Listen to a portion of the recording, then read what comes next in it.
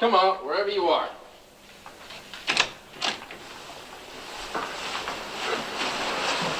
Now. Hey, Katie. Katie, you're beautiful. Honey, you're absolutely beautiful. What a gown. But do you suppose I can get Mr. Gifford to unglue his eyes from Mrs. Talbot? If you do, I'll break his jaw. Bill, would it come as a terrible shock to you if I turned out to be smart? Katie, what have you done now? Well, this afternoon I spilled a whole cup of tea all over myself. Oh, that's all. This time I did it on purpose. Why did you do that? Well, I wanted a chance to talk to Mr. Gifford's sister, and it worked. But why? Well, they say she has a lot of influence with Mr. Gifford. And she told me things she said the general manager's wife had to do. And she said she was doing it to prepare me to face the future. So, looks like you've been elected. What kind of things, honey? Oh, things like how to be one of the social circle and how to get used to not seeing so much of my husband. Well, how would you feel about that? Oh, I'd feel fine. I think it would be just wonderful if you were the general manager. Honey, you said that a bit too loud. Too loud? Yeah. What if I said I don't want the job? You don't... Well, oh, Bill, anything you want. I mean, anything you don't want if you really don't want it. Katie, darling, listen. For 2 hours, we've been finding out the lowdown on what this job really means. And right now, boy, Kansas City looks good to me. Oh, I've never been so homesick for any place in my whole life. Well, I've got to get ready.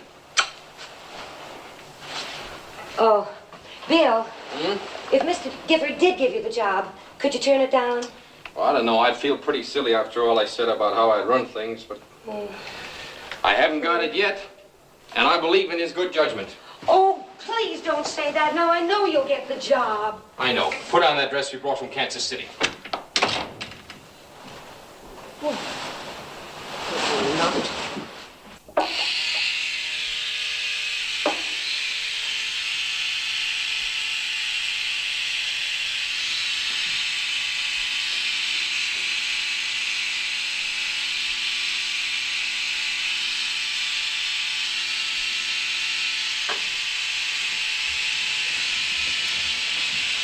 He must have said something. What? I said he must have said something. Oh, same thing he's been saying ever since we got to New York. He likes to watch people squirm. He'd also like to see us all sit up on our hind legs and beg. Well, he's got to make up his mind soon. Yeah, well, he's going to spring the big news tonight, right after dinner. Oh, I'm sure it'll be you, Jerry. I don't know, but I can promise you one thing. Yes? I won't finish worse than third. Jerry.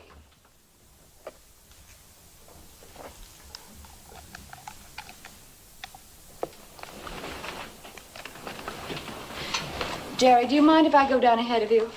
I need a cocktail. No, go right ahead.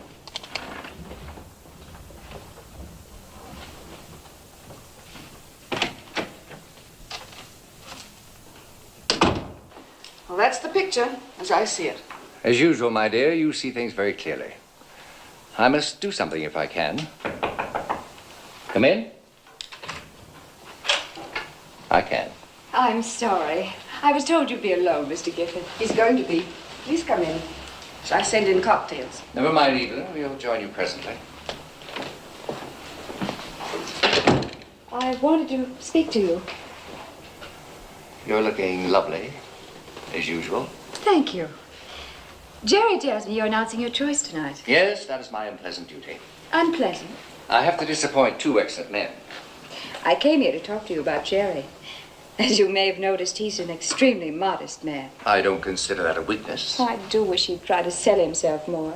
Sometimes I have to do it for him. He has so many fine qualities that perhaps you've overlooked. I assure you I haven't overlooked a thing. Then you like him. Very much. He's my favorite. So you've already made your choice. I have. Will you be perfectly honest with me? Have I influenced you in any way in your decision? Most definitely. May I kiss you for that? certainly may.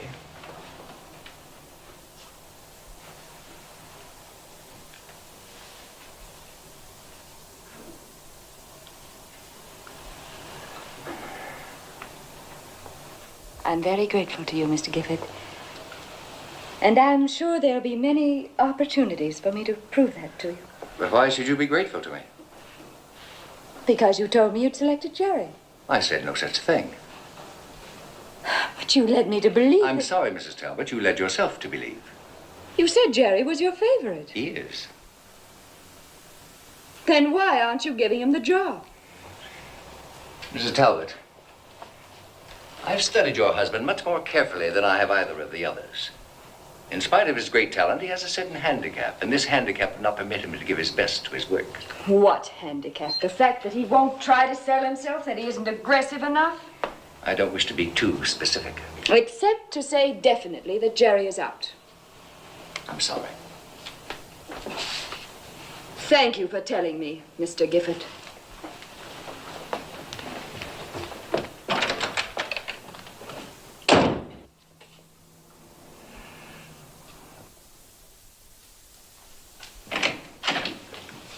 Hi, I was just fixing to come downstairs. Don't hurry. What's the matter? You look like you just got hit by something. Something just hit you. Me? You're not going to get the Briggs job. How do you know that? Gifford just told me. Why did he tell you? Because I was trying to get the job for you. Carol, I told you before that wasn't your business. I'd like to know why not. I've helped you get everything else you've ever gotten. Now you've lost the biggest chance you've ever had. I thought I'd been doing pretty well on my own. Well, it's about time you knew just how much I've done for you. I've been behind every big deal you've ever made. Now, what's that supposed to mean? Do you suppose that Latham gave you the Dallas agency just because you sold a few second-hand cars? And when Phil Briggs came to Dallas to look you over, well, he looked me over, too. And before he left town, he gave you the whole Southwest District. My contract for the Southwest District was signed 2 weeks before Briggs ever left New York.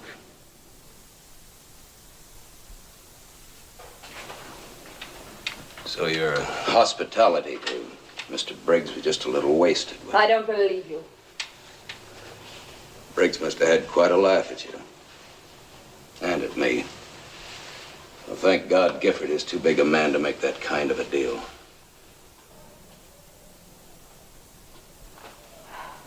Oh, look, Jerry, we both said too much already. This trip has been such a strain. Let's not argue about it. There's no argument. As far as I'm concerned, it's all settled. It's finished. I've been trying for a long time to save this marriage. Now I realize there was nothing worth saving. You can mean it. Better start packing. I'll tell the others you're not coming down to dinner. I'll make arrangements for you to get back to New York. You're going to regret this, Jerry. I don't think so. I'll live and I'll do very well without you. And without your help. Now start packing. Do you intend going back to Texas? The devil with you and Texas. You leave Texas out of this. Thank Would you. you like another cocktail, Mrs. Burns? Oh, thank you. No, I want to enjoy the wine. It isn't everyone who has an appreciation of wine. Well, that's quite a creation you're wearing, Mrs. Baxter. Thank you very much. Ah, there you are, Talbot, at last. Greetings. We're well into our drinks. Will Mrs. Talbot be down soon? No, I'm sorry to have to tell you she's gone back to New York. She's not feeling well. I do hope it isn't anything serious. No, it's nothing to worry about. She has a special medicine, but unfortunately she left it at the hotel. Will she return? No. Tony. Yes, sir? Tony, remind me to send flowers to Mrs. Talbot in the morning. That won't be necessary, Mr. Gifford. No? I guess it won't. Thank you. To a long and happy life.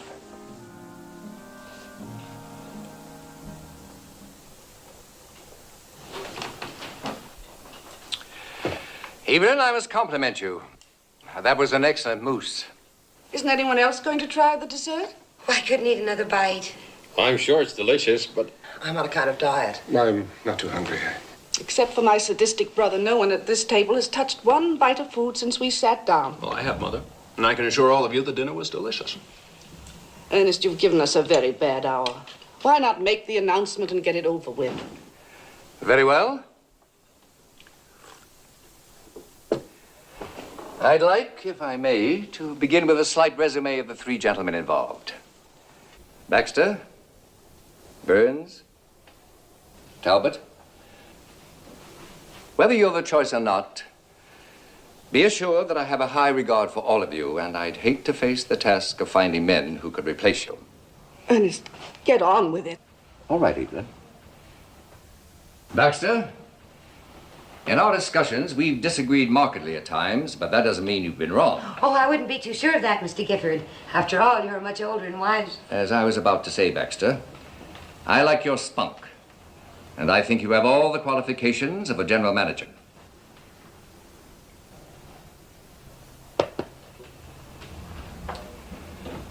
Burns, you're the type of man a company can point to with pride, up from the ranks and mastering every job we've given you. I'm sure you can do the same thing with the most important job in the company.